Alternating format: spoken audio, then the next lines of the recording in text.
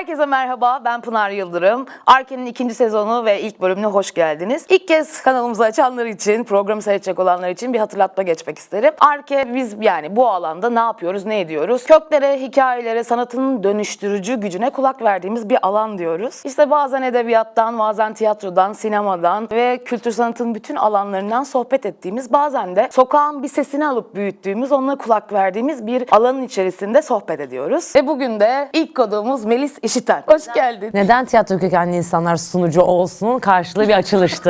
Yani hiçbir şeye bakmadan aktın gitti yani. Hoş buldum arkadaşım. Teşekkür ederim. Çok mutlu oldum. Sana konuk olmak benim için çok tatlı. Bekliyordum biliyorsun. İlk izlemeye başladığımlar. Pınar ne zaman diyordum. Sezonu benimle açtığın için teşekkür ederim. Ben teşekkür ederim. Zaten hem uğur getireceğine inanıyorum arkadaşım, hem de aynı zamanda başarılarını dile getirmek istiyorum. Kültür sanat alanında başarılarını dile getirmek istiyorum. Biraz bunları konuşmak istiyorum. Çünkü biraz bunları konuşmayalım evet, mı? Yani aynen. başka programlara bakıyorum. Konuk olduğun kendi zaten bir muhteşem bir top programı var aynı zamanda. Ondan da hemen bahsedeceğim. Ama bir hatırlatmayla, yani sen öyle girince ben de daha sonrasında gireceğim konuya hemen gireyim istedim. Biz ilk böyle Arke benim için de başlıyor. Sen o sırada program yapıyorsun. Sohbet ederken şey demiştin. Senin bir çekim çıkışında karşılaşmıştık. Hep kültür sanat alanında mı sohbet ediyorsun? Ben de konuk olmak isterdim dedin ve bana çok dokundu o. Unuttum Pınar, ben unuttum. Nereden geldiğimi unuttum. Bana hatırlat. Ben buna çok üzüldüm çünkü şöyle oldum. Şimdi Melis, biz aynı okul mezunuyuz. Yeditepe Üniversitesi tiyatro bölümü mezunudur kendisi. Ve aynı zamanda sen tek bir başına bir kadın olarak tiyatro yapımcısın. Bu çok önemli bir şey. Bir program sunuyorsun. Okey, seni son zamanlarda böyle YouTuber diye insanlar tanıyor ya da böyle dile getiriyor olabilir. Ama sen sanatın her alanındasın ve şu anda 2. oyununa hazırlanıyorsun. Yanlış söylemiyorsam. Doğru. Yani kendi yapımımızdaki 2. oyunumuz. Evet, benim oynayacağım 2. oyun. Evet. Peki önce oyundan mı bahsedelim istersin, yoksa böyle bir, şimdi geçenlerde bir ödül aldınız. Ya, Tebrik ilk ederim. zaten şöyle hemen geçelim, bahsedelim Evet, o zaman. zaten Teşekkür şovla ederim. girelim. YouTube'dayım işte. 2 seneyi geçtik. Çok şanslıyım. Şahane bir ekiple çalışıyorum. Sen de burada onun konforunu görüyorsundur muhtemelen. Çünkü bizim asıl bildiğimiz iş bu değil ya. Yani bilmiyoruz yani. Ben şimdi neden 2 mikrofon takıldığını bilmiyorum yani. Hani ve bilmem de gerekmiyor. Sen de bilmiyorsun. Ya da kurguyu nasıl yapacağımı bilmiyorum. Işığı bilmiyorum. Hiçbir şeyler anlamıyorum. Tiyatro gibi alanında ya okurken öğrendiğimiz, edindiğimiz bilgiler de değil bu. Ben biraz herkesin bildiği şeyi yapmasını da doğru buluyorum. O yüzden YouTube'a girmek için çok iyi bir ekip olması çok kıymetliydi. Arkadaşlarımla iş yapmak, aynı kafada insanlarız. O yüzden üstüne basa basa söylüyorum. O konfor alanı şansım yaver gitti. Çok güzel arkadaşlarımla olduğum, herkesin işini bildiği, işini yaptığı bir ekibim var. Öyle olduğu için çok güzel gidiyor. Ben de sohbet etmeyi sevdiğim için, sofra kurmayı sevdiğim için, senin de program yapma sebebinin bu olduğuna eminim. Yani buradaki konukları alıp biz aslında rakıya götürebiliriz yani, anladın mı? Gerçekten öyle ya. O yüzden program yapıyorum. Benim motivasyonum o. Abi, onların hepsiyle şimdi tek tek her akşam sofra kuramayacağım için neler merak ettiğim hikayelerini, konuşmak istediğim şeylerini konuşuyorum. O doğallık geçti seyirciye. Ödüllerimizi almaya başladık. Bu sene büyük konuşayım, Altın Kelebeği de alırsam inşallah. Şimdi oradayım. Oraya taktım sunucu, evet. Şimdi gözü oraya diktim. Yani çok keyfim yerinde, mutluyum. Çok güzel. Peki seni bu alana iten neydi? Tamamen arkadaşlarım aslında. Yani bana zaten söylüyorlardı. YouTube'da başarılı olan işte Oğuzhan, Uğur, Ceyda'lar hep sen YouTube. Ben de o konservatuar ne YouTube'u falan yapıyorum. Ben kimim ya YouTube yapacağım? Siz yapın YouTube'u falan diyordum. Gerçekten. Onlar böyle çok uzun bir süre bunu yaptılar. Sonra işte o kazayla durduğum ve hiç iş yapmadığım bir alanda çok güzel boşluğumdan faydalandılar. Yani şu an tiyatro yapmıyorsun çünkü o esnada 18 oyun oynuyordum ayda. Evet, gerçekten. Hani boşken hadi gel bir şuraya otur bir dene dediler. Ve ilk çekimde o kadar eğlendim ki baktık seyircide de karşılığı var. Çok mutlu geliyoruz çekime. Herkes çok eğleniyor. Öyle olunca konuk da eğleniyor. Yani şimdi çok birbirimize benzer insanlar olduğumuz için onun dokusunu fark ediyorsundur. O zaman da süren bir şeye dönüşüyor. İzleyici var, konuk var, ekip mutlu, herkes mutlu. O yüzden çok keyfim yerinde. Melis olarak yani hiç başka birine oynama enerjisi olmadan kendim olarak bir yerden, enerjimden bunu kariyere dönüştürebileceğim bir alan oldu. Hep kahkahalarımdan linç yiyordum. Linç yediğim yerden kariyer oluşturabileceğimi gösterdim hani. O yüzden çok keyfim yerinde. Bu arada buradan kariyer Melis olarak, çünkü biz aslında oyuncular olarak şöyleyizdir. Bir şeyi oynamak çok daha benim için rahattır. Mesela şarkı söylemekte de öyle. Ben bir rol kişisi içerisindeyken, şarkı söylerken çok rahatım. Ama böyle salt, kimse yok ya, al mikrofonu Pınar olarak elimi ayağımı, Allah'ım zangır zangır titriyorum. Ne duyuyorum, ne kendimi duyuyorum. O yüzden hani Melis olarak da orada doğal bir şekilde insanlarla hem eğlenebildiğin, hem eğlendirebildiğin, hem içinde bazen şöyle bir şey görüyorum. Çat diye başlıyorsun ağlamaya ve gerçekten hissettiğini görüyorum mesela. Bunda ağlama olur mu? Böyle. Hayır, elim ayağım birbirine, ne yapacağımı şaşırırım. Sarılmak isterim falan. da öyle değil miyiz? Öyle düşün yani. Tamamen onunla alakalı. Yani biz yani hani o yüzden hani biz müsaitiz abi. Haziran doğumlu insanlarız. Ağlarız, güleriz, rahatız, açığız, samimiyiz. Gerçek bir şey yapmaya çalışıyoruz. YouTube'da da onu yapmasak izlenmeyiz. Yani gerçek olarak biz olmasak izlenmeyiz. O yüzden bilmiyorum yani. Evet, oynamaktan daha zor aslında kendin olmak. Doğru söylüyorsun. Mesleki olarak bildiğimiz ve eğitimini aldığımız şey olduğu için. Ama sonra ondan da ne kadar zevk aldığını fark edince iki farklı meslek gibi oldu herhalde. Bilmem. Bu meslek içerisinde de çok kalabalık ekiplerin içerisindesin. Yani sen kalabalık insanı gibisin. Böyle işte arkadaş grubu, tatiller kalabalık, sofraların kalabalık. İşte diyorum, konuğunu bile alıp işte sofraya Aynen. götürme derdindesin. Hani öyle bir şey. Yani şimdi bundan sonra program olmasa iki çekimimizi bekler, hadi abi ne var burada Ataşehir'de derdim Ben tiyatroyu rakı sofralarında kurtarmayı bıraktım. İçim rahat etti. Evet. Kendimizi kurtaralım istiyorum o sofralarda. Hep böyle birileriyle kalabalık halinde olunuyorsun ve aslında yaptığın işlerin arkasında bunu sürekli dile getiriyorsun. Altını çiziyorsun. Bu çok kıymetli bir şey. Sen yalnızlıktan mı biraz ürküyorsun? Sevmiyorum. Sevmiyorsun. Ürkmek olabilir, bilmiyorum hani ama sevmiyorum, zevk almıyorum. Yani tek başıma kazandığım para benim için sette tek başıma karavanda duruyorum ve ben tek başıma onu kazandığım halden o kadar, tabii ki orada da bir ekip işi var yani orayı bokluyor gibi olmayayım ama Melis özelinde ben onu sevmiyorum ama ben orada kaşeme yazdırabiliyorsam Eylül'ü ve Eylül benimle gelebiliyorsa, koyabiliyorsam styling'e arkadaşımı, o benimle gelebiliyorsa ve buradan herkesin ekmek yiyebileceği bir dünya yaratabiliyorsam çok kibirli gelebilir, istihdam sağlamak gibi geliyor kulağa. Çok seviyorum. Yani ortak bir ekmeği bölüşmekten inanılmaz zevk alıyorum. O gün daha az para kazanıyorsun gibi geliyor ama sonrasında bütün gittiğin her yerlerde bu o kadar konuşuluyor ki daha fazla para kazanıyorsun adet adet baktığın zaman. Ben çok seviyorum. Çok ekipçiyim. Çok seviyorum. Ekipçilik içerisinde, bu kalabalıklık içerisinde bir göz göze gelerek hemen her şeyin kurtulacağını bildiğin yerde tek kişilik oyuna çıkıyorsun şimdi. Pınar, çok korkuyorum. İşte burada ağlayıp çok korkuyorum. Ya şöyle, tiyatro konuşacaksak önce şunu söyleyeyim, hakkını vermem lazım. Dün Çağla'ya, bak hemen gözüm doldu. Çağla'ya da bundan bahsettim. Şimdi senin benim hayatımda iki farklı çok önemli, senin de bilmediğin muhtemelen Bak, ben kırılma. programda hiç ağlamadım. Abi bir dakika, anlatmayacak Ağlamak mıyız bunları? Niye arkadaşın? Bir Buyurun. dakika. İki tane yerin var. Yani bunu belki seninle de yüz yüze konuşmamış var. Bir, daha yeni evlenmişim. 2 senelik evliyim. Hamile bile değilim. Ve tiyatroya olan manyaklığım ve yani tiyatro yapmak istemem ve ekipleşmemle ilgili bir annem bana yatırım yapabileceğini söylemişti. Ben de tiyatro sahnesi. Hatırlar mısın bilmiyorum, o günü hatırlamıyorsun. Tiyatro sahnesi bakmaya başladım. Hatta o zaman Aytekinlerin orası daha yoktu. Levent Kırca haliydi. Oraya falan bakıyorum. İnanılmaz bir şey falan. Dedim ki Pınar, ben bir Pınar'ı arayayım dedim. Ve Pınar'ı aradım. Pınar da bana dedi ki sakın Melis dedi. Sakın dedi yani. Asla sahne açmıyorsun. Gel kendi sahnen gibi kullan. İstiyorsan oyun yap, istiyorsan ya. Sahne sakın açmıyorsun Melis. Yani kendine bu genç yaşta, o zaman 25-26 yaşındaydım. Bu genç yaşta yapabileceğin en büyük kötülük, en büyük motivasyonunun kırılacağı ve enerjinin, özür dilerim bunları söylemiştin, hatırlamıyor musun? Belki 12-13 sene oldu. Öyle bir döneminde ama. Çünkü sen tek başına yaptın Pınar. Evet arkadaşlarım var. Evet hepimiz boya darbesi sürdük oraya ama senin yaptıklarını konuşmayalım mı yani? Kadıköy'de kimse o zaman tek başına, bir dakika daha okul yeni bitti, bitecek, sahne açmak, insanları oraya toplamak yani inanılmaz bir şeydi. O yüzden çok yolundan gitmeye hayran olduğumuz bir şeydi. Fakat bunun görünen kısmı böyleyken sen bana Mesut'cum öyle görünmüyor diye bir 10 dakikalık bir telefon konuşması yaptın. Öyle değil aslında. Şimdi herkes açsın istiyor. Evet olabilir belki. O gün öyleydi.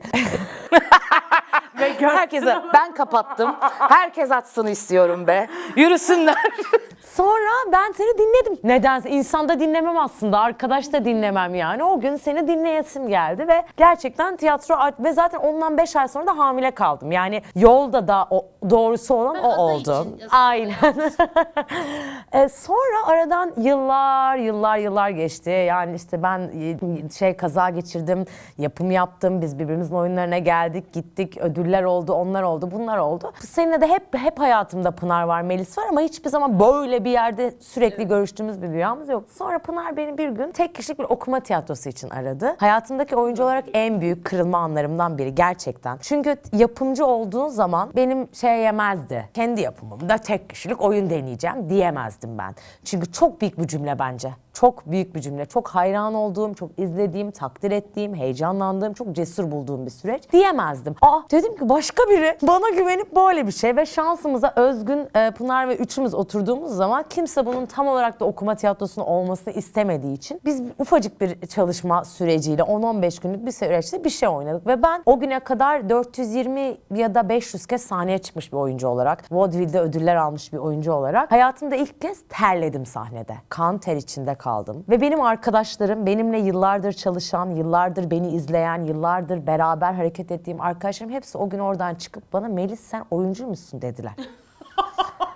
Korkunç geliyor kulağa ama yani inanılmaz bir şeydi benim için ve benim hayatımda çok büyük bir cesaret almama. Yani bugün tek kişilik oyuna adım atabildiysem sebebi %100 sensin, bil isterim. Ya bir sahne açtırmadıysam özür dilerim ama en azından tek kişilik iyi bir şey yapmışım 40 yılın başı. Ve sonra hemen orada olan herkesten tiyatronun içinde bir ay içinde 10-12 tane tek kişilik oyun teklifi gelmeye başladı. Oyun okumaya başladık. Ben de bir şey oynamak istiyorum. Bir his var oynamak istediğim. O metinlerde yok benim okuduğum. Sonra orada Hazal devreye girdi, Şahin. Kalemi çok kuvvetli olduğu, bizim daha önce çocuk oyunumuzu yazdığı, kendi başka oyunlar oynadığı için, aynı zamanda oyuncu da olduğu için. Ben Hazal'a dedim ki bir ayın var bana oyun yazmak için. Sen oyunu yaz. Sen gaddarsın. Evet. Sen ekip kurmuyorsun, köle seçiyorsun.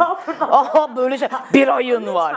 Bunu böyle al yani challenge olarak kendine bir deadline olsun. O da gerçekten tabii ki hem benim istediğim hissi hem kendi arızaları, benim arızalarım, kadın olarak hayatta kalmakla ilgili mücadelemiz, yas tutma biçimlerimiz, yas tutamayışımız, bazen halledemeyişimiz, biri giden kişinin yerine illaki birini koyamayışımız, ölümün boktanlığı ama bu boktanlıkla mücadele ederken ne kadar aslında komik olabileceğimiz, her şeyi böyle acı yaşamak zorunda olmadığımız, biz de buna gülebiliyoruz abi diyebildiğimiz bir metin çıkarttı. Okuduğumuz anda çok heyecanlandık. Çok güzel oldu. Sonrasında sen sormadan direkt oyunu anlatıyorum ama aynen. Oyunumuz Benim Güzel Yatağım bu arada oyunumuzun ismi. Sonrasında ben de dedim ki Bala Atabek yönetiyor. Sonrasında ben de dedim ki madem bu topa girdim ben, o zaman benim bunun üstüne bir challenge daha koymam lazım. Dedim ki neden tek kişilik kadın olarak sahneye çıktım ve benim de hislerimin var olduğu, tanıdık hislerimin olduğu bir oyunda ben metot oyunculuğu. Evet, bunu soracaktım. Yani hiçbir teknik deniyor musun İşte diyecektim. o yüzden Bala'ya gittim aslında. Yani o tekniğin zaten hep yönetmen yardımcılığı yaptığı, orada koçluk yaptığı ve o tekniğin dip yani oldukları için Bala'ya gittim. Bala metni okudu. Emin misin dedi. Ben çok evet karışık hem Mars'dan hem Erik Morris yapıyoruz. Sen emin misin? Ben yaparım da dedi. Emin misin ya, buna hazır mısın dedi. Ben dedim ki çok istiyorum. Bu arada beraber çalıştığım arkadaşlarım, konservatuar mezunu işte Hazallar falan hepsi beceren. Hepsi de buna karşılar. Normalde benimle yola çıkarken Melis emin misin? Melis abi dedim ki denemek istiyorum. Gerçekten ilk provaya girdik. İlk 2-3 gün herkes böyle izledi. Yani ne yapıyorsunuz arkadaşıma falan gibi oldu herkes. Fakat Pınar 5. provada bunun aslında sadece kullanılan bir teknik olduğunu anladığımızda, yani bahsedildiği gibi bunu böyle dünyamız, hayır prova bittiği anda okeyim yani, sadece çok yoruluyorum zihnen. Kurduğum cümlelerin hiçbiri yeni değil. Hayatım boyunca terapiye gittim. Dolayısıyla kendimi keşfetmiyorum. Sadece açığa çıkartıyorum ve arıyorum. Hangi duyguyu nereyi kullanayım diye. 5. provada bunun bir çalıştığını ve ben hayatımda hiç deneyimlemediğim anlara, oynama formlara girdiğimi görünce dedik ki biz doğru yoldayız. Zor bir yol, uzun bir yol. Şimdi biz artık birazcık daha yaş almış ve burada tecrübelenmiş sahne üzerinde de bunun nasıl işleyeceğini biliyoruz bir nevi. Ama mesela çok genç yaştaki arkadaşların bu metotlarla ilerleyebileceğine inanıyor musun? Ben inanmıyorum. Şimdi yönetmenime şey yapmak istemem, ekolcüleri Şimdi şey yapmam şöyle bir ama... nokta var. Sen deneylediğin şu anda hani Meisner için sanırım aynı şeyi söyleyebiliyorsun. Ama bir başka metotlar, başka teknikler. Tabii bir sürü teknik var yani. Herkese evet. her metot, her teknik çünkü yöntem çalışmıyor. Evet ben ya bir de mesela Bana yani Meisner çalışmıyor. olabilir. Bir de yani sevmeye de bilir oyuncu kişisi onu deneyimlediği. Yani ben zevk aldım kendimle bu serüvene girmekten, bunu denemekten. Sevmeseydim muhtemelen refleks verecektim, tepki olacaktı ve orası öyle çalışmayacaktı. Yani ben şu an hayatımda ilk defa bu oyun sürecinde benden bu beklendiği için o sofraları kurmuyorum. O duygularımı bas bas bağırmıyorum, anlatmıyorum, sakinledim ve hepsini provada çalışıyorum. Oraya çıkartmayı deniyorum. Bu benim hayatımda bir challenge ama ben bunu yapmak istediğim için çalışıyor. Bence gençlerin çok hemen deneyeceği bir şey değil. Yani bence zor, kolay değil. Ben Yani... senin şu an böyle hani o tıkanmalar... Çok da bir şey... Ben evet. bak ayağım şöyle Sen fark böyle- ettim. Çarpılmışım gibi anladın mı? Hani metot. Evet ama ben sevdim. Bakalım seninle de premierden sonra bunu konuşmak isterim. Aşk olsun. Yani keyifle geleceğim. Zaten bu serüvene girmene, bunu cesaretin birçok şey çünkü cesaretinle Pınar? varsın. Ben de yeni giriyorum. Ama yaptın kısa kısa da olsa Kısa kısa o yaptın. başka. Evet, o da çok farklı yani. Monologlar Müzesi'nde 15'er dakikadan 4 tur aynı anda oynamak, yani 4 tur üst üste oynamak, bir anda bir günde 4 kere oynamak farklı bir deneyim. Kafam yandı. Kimse benim. yok ya, onu nasıl halledeceğim mesela? Onu mesela ben de bilmiyorum. Ben de şu an provadayım. Ve şu an müthiş ürkütücü geliyor. Senin ya diyorsun ya, benzerliğimiz vardı. Ben kulisler 20 kişi. Çalgılı çengeli müzikaller hoppa falan, bunlara alışkınım. Masalarımız yine arkadaş sofralarımız, tatillerimiz hep böyle aynı insanlar ve kalabalık ekipler. Çoluklu çocuklu falan filan. Şimdi ben orada tek başıma ne yapacağımı bilmiyorum ama öğreneceğim. Çünkü artık dönem böyle. Melis, biraz şeye de geldim. Çok uzun yıllardır iş yapıyoruz. Dışarıda iş yapıyoruz. Bir sürü belki hani ayrımcı bir yerden konuşmuyorum. Kadın erkek diye de ayırmayacağım mevzuyu. Fakat genel bir mobbing yahut baskılama, egosal bir sürü şey yaşadık. Bunun üzerinden de sanırım ilk defa bir kere de ben kendimi ortada, ben ne yaşayacaksam, yıkılacaksam da, o eleştiriyi alacaksam da göğüslemeye hazırım. Sanırım ben kendi adıma ilk defa da sana itiraf ediyor olabilirim. Bu ne, senin şovuna gelmiş gibi oldu. Anlık bunu gözünde Kendi gördüm. işine çevirdi mevzuyu bir an ya. Dur bakayım. Anlat bakayım. Evet, bunu deneyeceğim. Şeye geldim. Ben sanırım bu kendi sektörümüzde eleştirilerden sürekli ürkmüşüm. Kaldırabileceğimden emin değilim. Bir başka arkadaşıma yapılsa diye ortalığı yıkarım. Kendime yapılmasından ürkmüşüm sanırım. Ve şimdi buraya çıkacağım. Korku yok mu? Var, ama bundan beslenerek çıkmayı istiyorum. Yıkılırsam da bir daha kalkarım. Görmedik mi ya? Hani 40 yaşındayım. Yıkıldıkça kalkıyoruz, yıkıldıkça kalkıyoruz. Sahne kapattım, devam ediyorum. Sahne açtım, devam ettik. Gibi düşün bunu. O yüzden yapacağız. İyi ya da kötü. Hiçbir şeyi, her şeyi çok başarmak zorunda değiliz. Hayatta müthiş başarılı olmak zorunda değiliz. O yüzden de bu yola beraber, ben seni gazladım, başkaları beni gazladı derken işte bu sene birlikte sahneye çıkacağız. Ne yapacağım premier? 27 Ekim benim premier. Seninkisi ne zaman? Kasım'ın ilk haftası, şu an söyleyemiyorum da. Tamam, okey. Yeri belli mi? Ya baba olacak ya Duru olacak, ikisinden biri. Tamam. Baba sahnede ben sana not bırakacağım orada Ya başlarsan. evet, ilk önce Ben sen de. 27 Ekim'de baba sahnede kulise bir Tamam, not biz bırakacağım. gelelim Berko yazsana. Senin 27'sinde dedin premierinde. Çıktı mı biletler? Çıkmadı daha da. Bugün girecekler, dedim ki çekimim var yarın. Aynen. Yarın gerisi burada. Tamam, okey. Peki son zamanlarda seyrettiğin hiçbir oyun, çok etkilendiğin, önereceğin bir oyun var mı? Ya son zamanlarda izlediğimde, daha sezon başladığından beri izlemedim bir şey, çünkü yalan söylemeyeyim. Önermek isteyebileceğim bir oyun olabilir. O da böyle çok sanat tarafından değil, biraz neşe, iyilik, umutla ilgili. Ben Bora'nın Tek Kişilik Oyunu çok beğeniyorum. Harika Şeyler Listesi. İzlemeyenlerin artık bir sonraki sezon olur mu, bu sezon son mudur bilmiyorum çünkü. Muhakkak gidip izlemesi ve umut olmasını isterim. O yüzden sanırım onu söyleyebilirim. Devam ediyor zaten. Senin peki diğer oyunun için söylüyorum. Seviyoruz Seni ama seviyorum, iyi ki ayrılmışız. Onun devam ediyor. O başladık. 19 Eylül'de sezonu açtık. O da mesela garip bir şey olacak benim için. Aynı anda 2 vaudeville oynamıştım ama bir yerde bunu oynarken bir yerde onu oynamak nasıl olacak onu da bilmiyorum. O devam edecek. Ekim'de 15 Ekim'de var Duru Tiyatro'da. 17'si var. Full 5-6 oyun oynayacağız ayda. Nereden takip edebiliyoruz? Yolo Enter Production, her şeyimiz orada. 2 oyun da orada oldu. Sen Yolo'nun yapımcısın. Aslında Yolo yapım yani aslında. Ahretlik diye de bir oyun var. O çok bambaşka bir oyun. Çok kıymetli. Onu mesela söyleyelim bence. 31 Ekim'de CKM'de oynayacak Ahretlik. Bence onu, yani evet, tavsiye olarak onu edebiliriz. Hiç yapımcısıyım diye demiyorum. Enteresan bir iş olduğu için onu da gelip izleyebilirler. Onunla başladı zaten benim yapımcılık yolculuğum. Evet. Yani biz zaten maske tiyatrosu seyrediyorsunuz. Candan Seda Balaban'ın tasarımı oluyor. Yapım Yolo. Hazal'la Gamze oynuyor ve müthiş oynuyorlar. Ben oyunu seyrettiğimde gerçekten bir sıra böyle bizim sahnede seyrettim. O zaman emek kapanmamıştı. Ben böyle seyredip içim aktığı bir oyun olmuştu. O kadar kıymetli bir şey ki. Çünkü yani bir yapım yoluna çıkıyorsun. Onda da maske tiyatrosuyla çıkıyorsun. Hani yüzleri belli olmayan şeyde oyuncuların böyle no name seçip bu işin çok güzel yapabildikleri. Candan Seda Balaban zaten bu işte çok kuvvetli bir kadın. Kımıl kımıl hisle çıkıyoruz biz oradan ve sen buna inandın, buna devam ettin. Arkadaşlarıma inandım. Yani orada öncelikle zaten daha taze kaza olmuştu ve bana hemen tiyatro gelmeye başlamıştı. Ben bir ilk oynamakla ilgili kendimi daha orada hissedemiyordum. Daha yaz sürecindeydim çünkü sahneye çıkabilecek gibi bir durumda hissetmiyordum. Ve hiçbir gelen yapımcının da, şimdi hani oynadığımız diğer yapımcıları şey yapmak için söylemeyeyim ama arkadaşımın bana sağladığını o alanda, vaudeville oynama alanında, komedi alanında bana sağladığı konforu konforu sağlayabileceğine inanmadım. O keyfi, o neşeyi, o çalışma ortamını, o kulisi, o espresso makinesini, o 5 yıldızlı oteli, zor işler bunlar çünkü. Tolga'yı da buradan güzel anmış olayım. O bunları sağlıyordu bize. Ve çok uzun yıllar çalıştık. Dolayısıyla baktım olmuyor. Benim bir yas yöntemi olarak, hiç acı olarak söylemiyorum, iyi bir şey olarak söylüyorum. Bu beni mutlu eden bir şey. Onu hayatta tutmanın benim nezdimde bir yöntemi olarak yapımcı olmaya karar verdim. Onun yaptığı şekliyle, onun yaptığı case'lerle, onun sağladığı konforla, onun götürdüğü otellere götürerek. İlkinde de oyuncu olarak yer almak istemedim. Hazal'ın bir hayaliydi o oyun. Hazal yapar mısın dediği anda hemen yaparım dedim ve hiç düşünmeden yola çıktık. O yüzden ilk sezon, evet, Yola'nın ilk oyunu Ahretlik'ti. Sonra Seni Seviyorum, artık ben sahneye çıkmak istiyorum dediğim noktada Seni Seviyorum, iyi ki ayrılmışız başladı. Orada da şey çok zorladı beni. Hem oyuncu olup hem yapımcı olmak. Yani ben kaç bilet satıldığını düşünüp sahneye çıkma işi, sen yıllar yani. O biraz beni şey yaptı Pınar. Çok konforluymuş lan hayat. Giriyorsun, oynuyorsun, kaşeni alıyorsun, devam ediyorsun. Çok konforluymuş. Sen bir de işte onu sahne açınca kirasıydı, çalışanın parasıydı falan oralar. Teşekkür ederim ya, hiç onu düşünemiyorum. O yüzden ilk o beni şey yaptı ama orada da çok tatlı ekip arkadaşlarıyla işi kotardım. İşte Serdar sağ olsun o yükü benden aldı. Bir de ben şey yapmaya başladım. Bir oyunda oyuncu olan arkadaşımı, konservatuvar mezunu, diğer oyunda asistan oldu. Orada asistan olan orada yazar oldu filan gibi bir kolektif bir şeye dönüştürebildim. O da yine senden bildiğim şeylerden biri. Ve o yüzden tatlı oldu. Seni Seviyorum da iki sezon oynadı. 3. sezonuna giriyor. Bakmasan yani bayağı oynadı. Evet.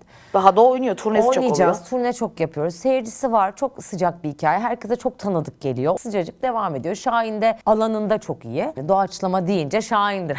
Yani şaka deyince Şahin'dir. Çok mutlu, çok iyi. Ben Ceyhun'dan alışkın olduğum için şaka matematiğine Şahin'le çalışmak da kolay oldu. O yüzden keyifle orası da devam ediyor. Şu anda 3 yetişkin oyunumuz, 1 çocuk oyunumuz var. Wow. Wow, hakikaten wow. Yolo. Yol o mu? Yok. You only live once. Bir kere mi geleceğiz dünyaya? Benim basit diye bak.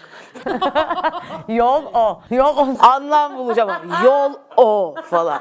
Ama ben hani millet işte bir şey yapıyor ya. Hık, bık, tık, fık, dıt, bıt falan, hani ben emek. Emek. Ama ben bu kadınım. Doğru, haklısın. Yolo yok ya bayağı. Anlam verince biraz anlat ya Pınar'ım. Hadi seninle hızlı bir hareket turuna geçeceğiz. Bunu istediğin gibi cevap verebilirsin bu arada. Şöyle biraz Bana genel ilkler. kültür sorusu Hayır. Hayır. Ödüm koptu. Becket'in falan diye. Yok öyle değil. Bayağı senlik. Senin ilklerinle tamamen. Hatta biraz önce doğaçlama dedin. Oradan başlayayım. Evet. Sana madem girdin doğaçlamadan, hadi soruyorum. İlk sana yapılan doğaçlama oyun şakası. Oyun hangi oyun? Sweet. Ceyhun'un girmesi gerekiyordu. Ceyhun içeri manken attı. Ben bir anda mankenle sahnede oynamaya başladım. Ceyhun gitti bir de atıp, yani hani bıraktı orada beni öyle yani. Nasıl toparladın sonra? Bir şeyler şakalar. O zaman ben de biraz şakalar bir şeyler yaptım falan. Sonra açtım kapıyı, onu geri attım, Ceyhun'a aldım. Peki senin ilk planladın mı o anda mı? Ben yapamıyorum değil. Çok, yani şimdi kimseye şey yapmak istemiyorum. Ben çok şeyim. Bunlar aşırı okuldan gelme bir şey herhalde, bilmiyorum. Çok kontrollü hissetmek istiyorum sahnede. Öyle bir refleksim yok. Ödüm kopuyor. Yani ben A derim, o B der, ben C diyemezsem ödüm kopuyor ya. Öyle şey yok ya. Gerçekten doğaçlama şey. Yani anlık o anın içinde işte yani aklıma gelen şaka yapmışımdır da bildiğim böyle büyük bir şeyim yoktur benim. Yapmam yani. Oyuncuyu o duruma sokmakla ilgili tedirginliğim var. Bir gün inşallah beraber oynarız. Ya Pınar. Her oyun böyle bir tir titrersin karşımda. Ben sadece Ve sen muhtemelen yapıp gülmüyorsundur da. sadece gözlerimle bakıyorum. Ama onun benim çırpınışını dalağım nasıl biliyor seyrediyorum. musun sen? Ben çok kötüyüm yani. Çok kötü durumdayım yani. Mesela Şahin yapıyor şakayı. Şurama geliyor, benim gözlerimden yaş akmaya başlıyor ama gülmüyorum. Bir daha yapıyor üstüne, yani onu patlatacak yani. Benim dalağım çok kötü. Sen bunu belli edersen o kadar kaşıyor ki karşıdaki oyuncuyu. Benim mesela sürekli yapasım gelir. Senin bir de öyle reflekslerin vardır muhtemelen. O yüzden evet. Yani çok zevkli. Peki. Sana ilk hayal kırıklığı yaşadığın sahne ya da sette? Sahnede bir hayal bilmem yani, öyle bir... Yaşamamış da olabilirsin. Evet, öyle bir an gelmiyor. Set tabii ki ilk setler küçükken çok hayal kırıklıklarıyla doluydu. Yani çok uzun saatler bekliyorduk. Şey söyleme hakkımız yoktu. Yani gidip ben bir 10 saat falan durduğum setleri hatırlıyorum. Ya bu arada mesela komik bir hikayeden anlatıyorum. İsim vermeyeceğim de mesela ilk sete girdiğim zaman 24 yaşındayım mesela diyeyim. 23 yaşındayım. Çok uzun saatler bekliyorduk ya. O zaman bir de ağzını açıp bunu söyleyemiyordun. Zannediyordun ki olması gereken bu yani. Herkes bekliyor. Ayıp olmasın olmasın, ben yeni gelmişim bilmem ne falan. Bir de böyle saatinden erken gidersin, çok heyecanlı falan. Çok normal gördüm. Benim geçen yaz çıktığım sette mesela sinema filminde 8 saat bekletildim. Dedim ki hocam çok merak ediyorum dedim. Altımda arabayla Berkol'e geliyorum. Hani bir şey yok. Niye bekliyorum ben dedim. Sette seni istiyoruz dedi. Yani bu arada 13 senede hiçbir şey değişmedi yani. Anladın mı? Ama herhalde hep beklemelerim, hayal kırıklıklarım sette beklemek üzere. Şeye falan çok üzülüyordum ya o zaman. Kendim üzerine değil de şeye şahit oluyordum. Yani bayağı kandırılıyoruz lan. Yani hani çok hiyerarşi, çok her şeyde söz hakkın olması, olmaması, konuşamaman, çok küçük hissediyorsun. Farkında olmadan aşırı mobbinge maruz kalıyorsun. Ben sistem olarak bunu kabul etmiyorum. Mesela şöyle de Ben söyleyeceğim. etmişim, onu söyleyecektim işte. Çünkü mesela ben senin sette çok uyumlu olduğunu başka yerlerden duydum. Yani set insanlar,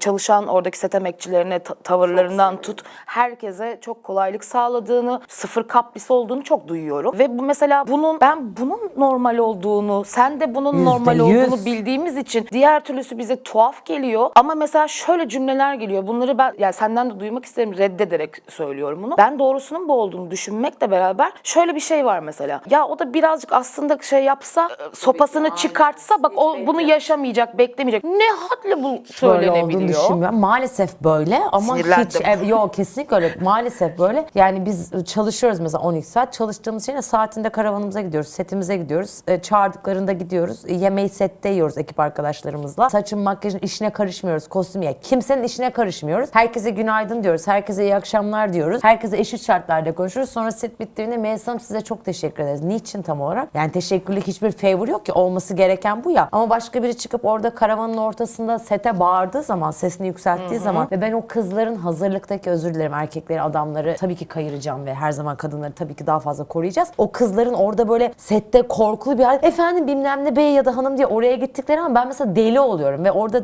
onu dönüp şey diyebiliyorum artık yani kim ya? Kim yani? Ne ala? Bu nasıl ya? Kimse dönüp şunu demeyecek mi? Benim setimde kimseye bağıramaz abi. Yani ne münasebet? Git sen karavanında kime bağırıyorsan bağır. Bize ne yani? Biz bunu yaşamak zorunda. Ama maalesef bunlar değişmiyor çünkü o insanlar hala başrol olarak oynuyor. Ben şeyden az önce girmeyeyim demiştim. Bu işte şu an mesela bu ifşalar, mobbingler, setten başına gelen. Ya ben bir baktım, bir okudum Pınar yani ifşaları. Ben hepsini yaşadık. Ve şöyle oldum. Hangi birini? Bir de unuttuklarını hatırladın mı? Tabii ki evet. Abi unuttuğum ne varsa hatırlamaya Ve başladım. dedim ki yani şimdi hangi birinin yani 3 ay önceki setimden mi bahsedeyim, 10 sene önceki sarhoş adamdan mı bahsedeyim, oradaki yani çok normalleşti ya bizim için. Yani bana göre bir adamı istemiyorum dediğim zaman ikinciye istiyor musun demesi taciz değildi. Kafam yani normalleştirmişim tabii ki taciz. Yani şu anda görüneni küçültmüyorum ama yani o kadar normal gelmiş ki ya da sette bağıran adam bir şey bunlar yani işte o benim ekmeğimle zaten herkesin ekmeğiyle oynadı yıllarca. Bunun başından itibaren şöyle geliyor. Biz aslında bunu hep iyi ki açıldı bu yollar bu arada. Tabii İyi ki ki bunlar çıkıyor,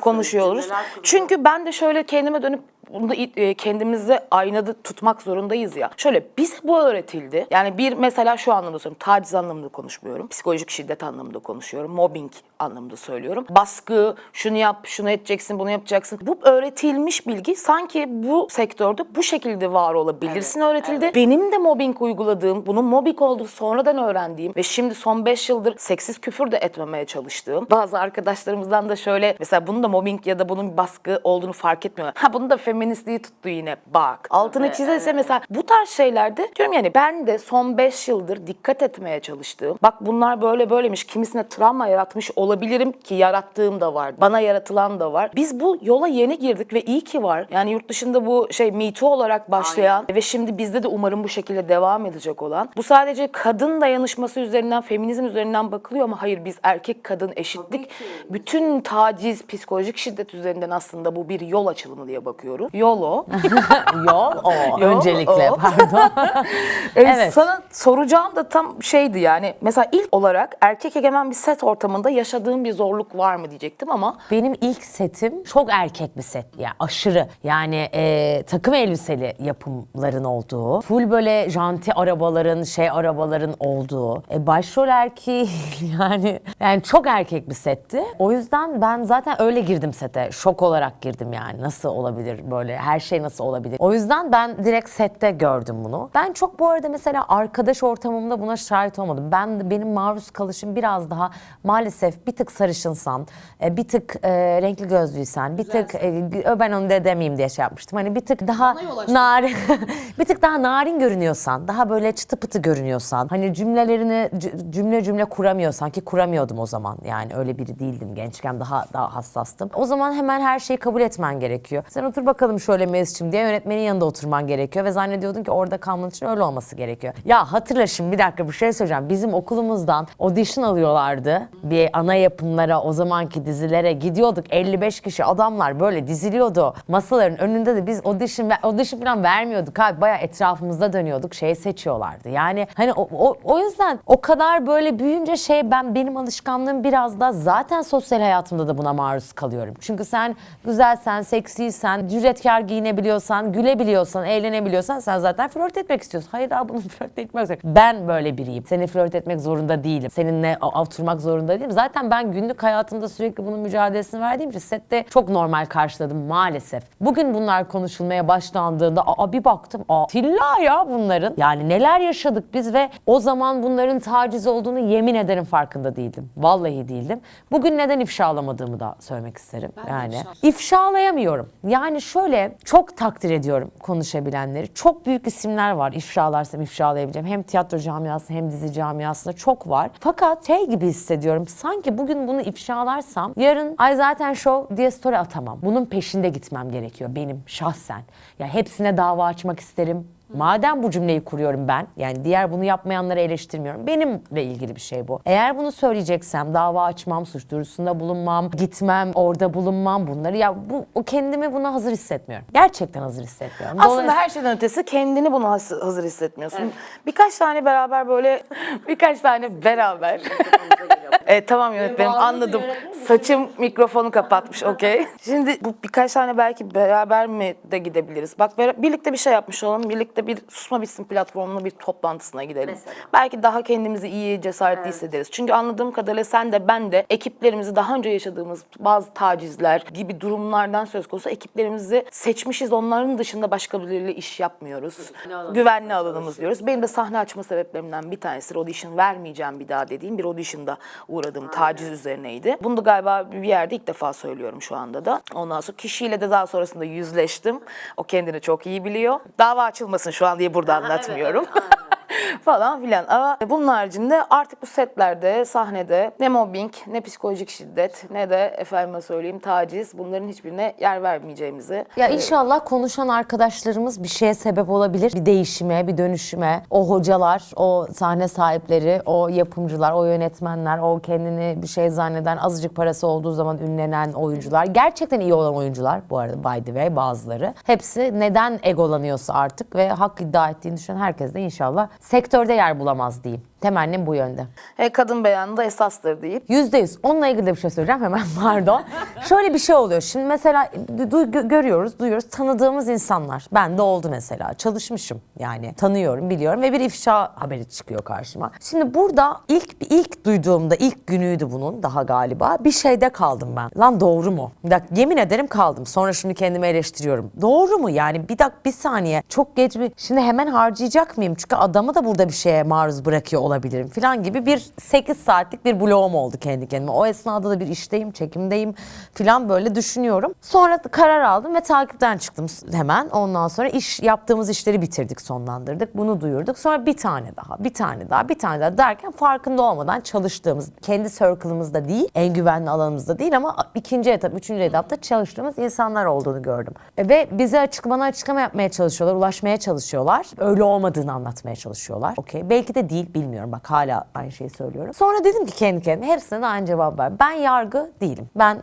yani olsam iyi değilim. Ben yargı değilim. Dolayısıyla orada ne yaptın, nasıl cezalandırılacağın, karşılığın, bir şeyin, senin işin, gücün, ekmeğin, ailen beni hiç ilgilendirmiyor. Çünkü ben seninle ilgili bir karar mekanizması değilim. Fakat ben seninle kendim çalışacaksam benim için kadının beyanı esas. Bitti. Yalan da söylüyorsa da, bak doğru da söylüyorsa da, azı çoka katıyorsa da, çoku azaltıyorsa da, kadının söylediği söylediği cümle benim için bütün işleri sonlandırabilecek, bütün arkadaşlıklarımı bitirebilecek. Sen bana bugün en yakın arkadaşım için bir şey söylersin. Ben en yakın arkadaşımı bitiririm orada. Çünkü bunu duymuşumdur. Kendime şöyle bir açık kapı bırakıyorum orada. Diyorum ki özür dilerim. Bu benim için kadının. Çünkü başka türlü buradan çıkamıyorum. Yanılıyorsam, hak yiyorsam, günaha giriyorsam ki olabilir. Gerçekten yapıyor olabilirim şu anda. Bilmiyorum çünkü. O zaman özrümü dilemeye, bunu dile getirmeye, herkese de yani o gün işimi ayırdım ve sonlandırdım. Çünkü kadının beyanını esas aldım. Bugün haksız çıktığımı anlıyorum. Kendisinden özür diliyorum filan gibi de hazırım. Çünkü zaten kadının beyanı esastır dediğimiz şey şu. Sen de onu anlatmaya çalışıyorsun. Burada araştırılmaya hemen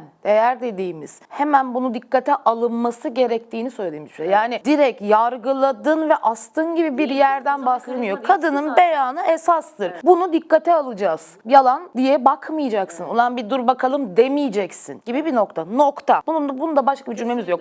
Nokta. Teşekkür ederim. Bu kadar açık da güzel Şimdi bir... hiçbir yerde konuşamadık. Çok soruldu bu yani. Başka magazin konuşuyoruz. Bunları konuşmuyoruz. O yüzden bari en azından söyleyeyim. En çok da bizim sektörde bununla karşılaştığımız için ben de hani buna değinmek istedim. Benim de galiba yakın zamanda çünkü başladı bütün ifşalarla beraber. Bunu dile getirebileceğim bir mecra sadece kendi sosyal medyam oldu. Ancak buradan da biz bir kadın olarak ne düşündüğümüz gibi şeyi de itiraf ile bak ben de mobbing yapmışım, ben de birinde travma açmışım gibi. Tabii. Hepimiz için aynı şey. Ben bununla da ilgili bir tane yani bir kadın dayanışması ile ilgili film önermek istiyorum. Sonra da senden bir film önerisi almak istiyorum. Tamam. Bu konuyla ilgili olmak zorunda değil. Senin için bir. Zaten. Peki şimdi nereye filmini önereceğim? Aslında eski bir yapım. 2011 yapımı Nadine Lebaki'nin yönetiminde. Onun imzasını taşıyor. Müziğin yani benim için şey çok önemli. Kadın dayanışmasının içerisinde ama her şeyi gülümsetebilen o şey vardı. Mizah var, trajedi var. Aynı zamanda müzik benim için çok önemli oluyor sinemada da. Bunun her birini böyle işte Hristiyan ve Müslümanların birlikte yaşadığı bir köyün içerisinde erkeklerin hemen provoke olup silaha sarılabileceği bir konuyu kadınların nereden alıp dayanışma, işte barış için mücadele eden çok keyifli bir film seyrettim. Çok eski de seyrettim bu arada. 2011 yılının filmi ama ya Kefernaum'u seyretmişsindir belki. Onun yönetmeni. Ben bu filmi nasıl kaçırdım dedim. Müthiş bir açılış, bir performatik bir şey gibi açılıyor bu arada. Sonrasında çok özel bir sahne var. O sanırım spoiler içermez. Kadınlar abi Hristiyan ve Müslüman erkekler saçma sapan bir konudan provoke oluyorlar. Birbirlerine girecekler ve bunlar yıllardır birlikte köyde yaşayan işte kanka olan insanlardan bahsediyorum. Bu kadınlar mutfakta birleşiyor. Kek yapıyorlar. Bunları adamlara işte içlerine böyle onları sakinleştirecek bir şey yapacak bir şeylerle dolduruyorlar. Ve kahvede adamlara dağıtıyorlar falan da başlayan şarkılarla, türkülerle yapılıyor. Ben aynı şeyi düşünüyorum. Oyun olur, müthiş bir kadın oyunu olur diye. Ya niye söyledin? Millete verdik. Hemen yapacaklar ya. Yani. Neyse yapsınlar. Herkes yapsın. Herkes oyun yapsın. Göreyim. Herkes YouTube yapsın, herkes oyun yapsın. Evet, yemin kesinlikle ederim. katılıyorum. Böyle güçlü bir alegori sunuyor. İzlemenizi öneririm. Alegori. Böyle bir film anlatmamı beklemiyorsun herhalde bunlardan sonra hani böyle bir açılımım olmayacak size. Ya ne bileyim hiç de sevmem de sen şey yaptın diye. Neyi? Hiç yakın Film zaman. mi sevmezsin? Önermeyi. Önermeyi. Yani çok Ya ben seviyorum. Sen de evet. istiyorsan. Evet. Hayır. Mesela yakın zamanda izlediğim şeylerden. Bir tane bir iş izledim ben. Bu sosyal medyanın, mobbingin ve psikolojik baskıyı anlatan Netflix'e bir film geldi. Lisede telefonuma gelen mesaj Türkçesi de neyini hatırlamıyorum şu anda. Galiba sadece The Message falan da olabilir. İnanılmaz bir finali var. Yani izlemenizi aşırı tavsiye ediyorum. Çünkü yani böyle lan niye bana tavsiye ettiler? Zaten Netflix'e ilk 5'te falan hala bir aydır. Bana tavsiye ettiler ve ben şöyle oldum. Niye izliyoruz ki bunu oldum ilk 3 bölümünde. Mini dizi 8 bölüm. Niye izliyorum? Allah Allah. Abi bir gerçek oyuncularla oynanan yani belgesel gibi bir film. Yani gerçekten başına yaşamış. Çok güzel bir işte onu önerebilirim. Bir de benim hayatımda yine biraz neşeli şeyler anlatalım. Neşeli önerilerde bulunalım diye de izlemen herkesin Truman Show'u izlemesi benim için çok kıymetli yani. Bora'nın tavsiyesi gibi olsun bu. Kitap önerin. Kitap da önereyim. Bu Theodora'yı ben senin için şöyle seçtim. Yani sen geleceğin zaman dedim ki bir hani dünyadaki en büyük imparatoriçe, çariçelerin arasında imparatoriçeler arasında en önemli. Çünkü her şeyden ötesinde şöyle bir hikayesi var. Kendi gücünü kendinden yaratıyor ve herkes önünde eğdiriyor. O yüzden yani sen gelince dedim ki kütüphanemden Theodora'yı seçmek istedim. Teşekkür ederim. Ben de sana teşekkür ederim. Keşke ben de getirseydim. Keşke ben de Önereceğin kitap. varsa Ben birkaç kitap var. Bunu böyle her yerde önermeye çalışıyorum. Önemli olduğunu düşünüyorum. Bir tanesi ustaca sevmek zaten. öğrenme biçimleriyle ilgili. Biri görme biçimleri direkt kitabın adı. Nasıl gördüğümüz, nasıl dünyayı bizim gördüğümüz halimizle ilgilenmemizle ilgili. Benim başucu kitaplarım, çok seviyorum onu. Neyse, teşekkür ederim geldiğin Bitti için. mi? Daha ne istersin? Çok kolaymış ya. Çok kısayım. Oturduğumuz Hayatım, yer. sen alışmışsın. Ay dur bakayım sana ne sorayım. Ne oyunun adı ne? Bekleyen dargın anılar. Şarkı söyleyecek misin?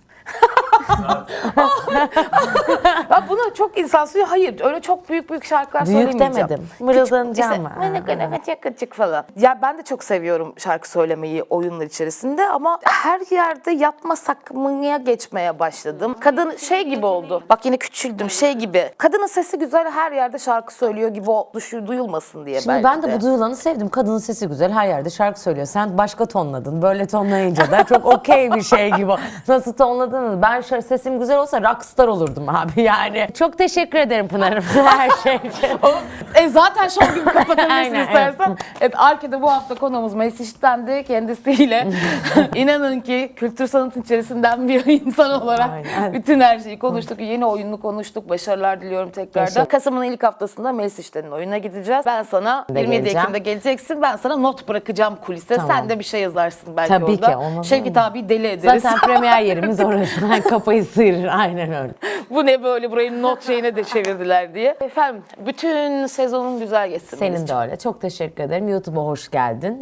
Ben de tek kişi Anlamadım, kadın oyun öğreneceğim dünyasına senden hoş daha geldin. çok. Çok teşekkür ederim. Çok kadınların kadınlara omuz olduğu, beraber aynı sektörde bir sürü iş yaptığımız, birbirimize sarıldığımız, birbirimizi kutladığımız bir yıl olsun. Seni seviyorum. Ben de seni. Haftaya görüşmek üzere.